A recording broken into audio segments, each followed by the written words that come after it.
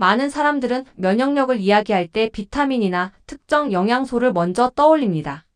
감기에 자주 걸리거나 피로가 오래 지속되면 면역이 약해졌다고 생각합니다. 그러나 몸의 입장에서 면역은 특정 성분 하나로 결정되는 기능이 아닙니다. 면역은 몸 전체 시스템의 균형 상태를 반영하는 결과입니다. 그리고 그 중심에 있는 기관이 바로 장입니다. 장은 단순히 음식이 지나가는 통로가 아닙니다. 우리 몸 면역 세포의 상당 부분이 장과 관련되어 있습니다. 장 점막은 외부에서 들어오는 물질과 몸 내부를 구분하는 가장 큰 경계면입니다. 우리가 먹는 음식, 함께 들어오는 미생물, 환경 물질은 모두 장을 통해 들어옵니다. 이 과정에서 장은 선택적으로 흡수하고 필요 없는 물질은 배출하며 위험 요소는 차단합니다. 장 점막에는 면역 세포가 밀집되어 있습니다. 이 세포들은 외부 물질을 감시하고 반응을 조절합니다. 즉, 장은 단순한 소화기관이 아니라 면역 조절 기관이기도 합니다. 장 상태가 안정되면 면역 반응도 균형을 유지하기 쉽습니다. 반대로 장 환경이 불안정해지면 면역 반응도 영향을 받을 수 있습니다. 장과 면역의 연결은 매우 정교합니다. 장 내 미생물은 면역세포와 지속적으로 상호작용합니다. 특정 미생물은 면역 반응을 억제하고 다른 미생물은 활성화할 수 있습니다. 균형이 유지되면 면역은 과도하지도 부족하지도 않은 상태를 유지합니다. 장 점막은 물리적인 장벽 역할도 합니다. 점액층과 세포 결합 구조는 외부 물질이 몸 안으로 들어오는 것을 조절합니다. 이 장벽이 건강하면 면역 시스템 부담이 줄어듭니다. 반대로 장벽 기능이 약해지면 면역 반응이 증가할 수 있습니다. 많은 사람들이 면역력이 떨어졌다고 느낄 때 나타나는 증상은 다양합니다. 피로가 쉽게 누적되고 회복이 느려집니다. 감기 같은 감염에 더 취약해집니다. 피부가 예민해지고 염증 반응이 증가합니다. 이런 변화는 단순히 면역 세포 문제라기보다 장 환경 변화와 연결될 수 있습니다. 장 기능은 생활 습관에 영향을 많이 받습니다. 식사 패턴, 수면, 스트레스 활동량, 영양 상태가 모두 장 환경에 영향을 줍니다. 즉, 장과 면역은 분리된 개념이 아니라 생활 전반과 연결된 시스템입니다. 특히 스트레스는 장과 면역 모두에 영향을 줄 수 있습니다. 자율신경 균형이 변화하면 장 운동과 분비가 달라지고 면역 반응 조절도 영향을 받을 수 있습니다. 수면 역시 중요합니다. 수면 부족은 면역 반응을 변화시키고 장 환경에도 영향을 줄 수 있습니다. 회복이 충분하지 않으면 면역 균형 유지가 어려워질 수 있습니다. 활동량 감소도 영향을 줍니다. 규칙적인 움직임은 장 운동을 자극하고 대사 상태를 안정시키는 데 도움이 됩니다. 활동이 줄어들면 장 환경도 영향을 받을 수 있습니다. 장과 면역의 관계를 이해하면 관리 방향이 달라집니다. 면역을 강화하려는 접근보다 장 환경을 안정시키는 접근이 더 근본적일 수 있습니다. 지금 몸이 예전보다 쉽게 피로하고 감기에 자주 걸리고 회복이 느리다면 그것은 면역 문제일 수도 있지만 장 환경 변화 신호일 수도 있습니다. 이 연결을 이해하면 선택도 달라질 수 있습니다. 장과 면역의 연결을 이해하려면 반드시 알아야 하는 개념이 있습니다. 바로 장내 미생물입니다. 장 속에는 수많은 미생물이 존재하고 이들은 단순히 음식 소화를 돕는 존재가 아니라 면역 시스템과 지속적으로 상호작용하는 생태계입니다. 장내 환경이 안정되어 있을 때 면역도 균형을 유지하기 쉬운 이유가 여기에 있습니다. 장내 미생물은 우리가 섭취한 음식 성분을 분해하고 다양한 대사 산물을 생성합니다. 그중 대표적인 것이 짧은 사슬 지방산입니다.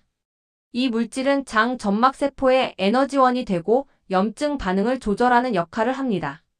즉, 장내 미생물은 장 점막을 보호하고 면역 균형 유지에 직접적으로 관여합니다. 미생물 다양성이 중요한 이유도 여기에 있습니다. 다양한 균이 공존하면 서로 균형을 이루며 안정된 환경을 만듭니다. 특정 균이 지나치게 많아지거나 다양성이 줄어들면 균형이 깨질 수 있습니다. 균형이 깨지면 면역 반응 조절 기능도 영향을 받을 수 있습니다. 장내 미생물은 면역 세포 발달에도 관여합니다. 어린 시절 미생물 환경이 면역 시스템 형성에 영향을 준다는 연구도 있습니다. 성인이 된 이후에도 미생물 변화는 면역 반응 패턴을 바꿀 수 있습니다. 식습관은 미생물 구성에 큰 영향을 줍니다. 식이섬유가 풍부한 식단은 미생물 다양성을 높이는 데 도움이 됩니다. 반대로 가공식품 위주의 식단은 다양성을 감소시킬 수 있습니다. 수분 섭취 역시 장 환경 유지에 중요합니다. 스트레스와 수면 부족도 미생물 균형에 영향을 줄 수 있습니다. 자율신경 변화와 호르몬 변화가 장 환경에 영향을 주기 때문입니다. 즉, 장 내 미생물은 단순히 음식만으로 결정되지 않습니다. 생활 전반이 영향을 줍니다. 항생제 사용도 중요한 요소입니다. 항생제는 필요할 때 중요한 치료 수단이지만 장 내 미생물에도 영향을 줄 수 있습니다. 사용 이후 장 환경이 변화하는 경우도 있습니다. 미생물과 면역의 관계는 매우 정교합니다. 특정 균은 면역 반응을 억제하고 염증을 줄이는 역할을 합니다. 다른 균은 방어 반응을 활성화합니다. 균형이 유지될 때 면역은 과도하지도 부족하지도 않은 상태를 유지합니다. 많은 사람들이 면역을 강화해야 한다고 생각합니다. 그러나 실제로 중요한 것은 균형입니다. 면역 반응이 과도해도 문제가 될 수 있고 부족해도 문제가 될 수 있습니다.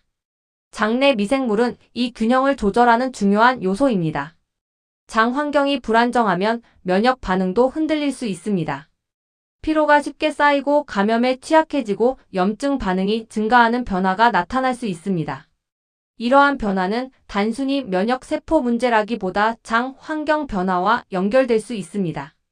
지금 몸 상태가 예전과 달라졌다면 그것은 장 내 미생물 균형 변화 신호일 수도 있습니다.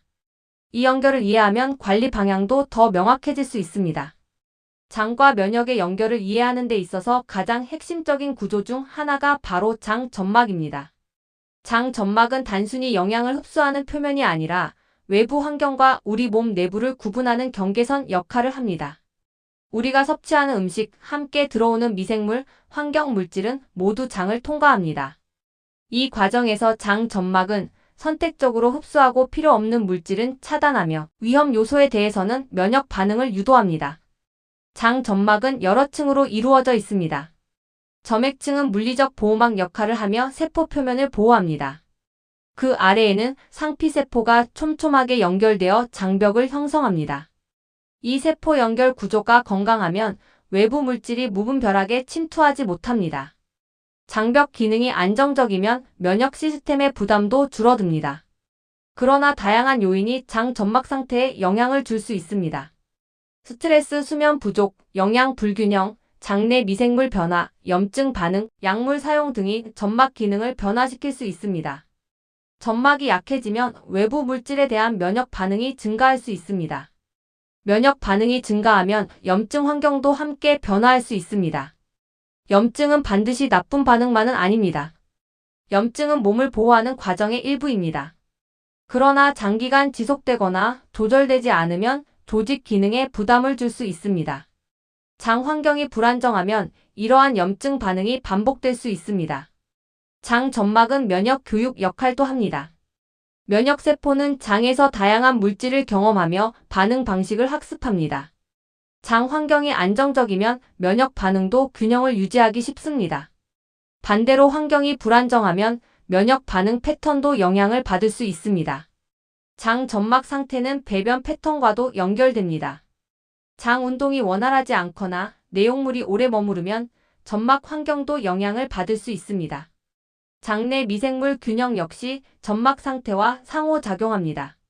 많은 사람들이 면역 문제를 외부 요인으로만 생각합니다. 그러나 실제로는 내부 환경 변화가 더 큰 영향을 줄 수 있습니다. 장 점막은 그 내부 환경의 핵심 요소입니다. 수분 섭취와 영양 상태는 점막 유지에 중요합니다. 단백질과 미량, 영양소는 조직 유지에 필요합니다. 충분한 수면과 스트레스 관리도 점막 기능 유지에 영향을 줍니다. 장 점막이 안정되면 면역 반응도 더 효율적으로 조절됩니다. 과도한 반응도 줄어들고 필요한 반응은 유지됩니다. 즉, 장 점막은 면역 균형의 중심 조절자 역할을 합니다. 지금 몸이 예전보다 예민해지고 염증 반응이 늘어나고 회복이 느려졌다면 그것은 장 점막 환경 변화 신호일 수도 있습니다. 이 연결을 이해하면 관리 방향도 달라질 수 있습니다. 면역이 약해졌다고 느낄 때 많은 사람들은 외부 요인을 먼저 떠올립니다. 계절 변화, 바이러스, 피로, 누적 같은 원인을 생각합니다. 물론 이러한 요인도 영향을 줍니다. 그러나 더 중요한 것은 내부 환경입니다. 장과 면역이 연결되어 있다는 사실을 이해하면 면역 균형을 무너뜨리는 생활 패턴도 함께 보이기 시작합니다.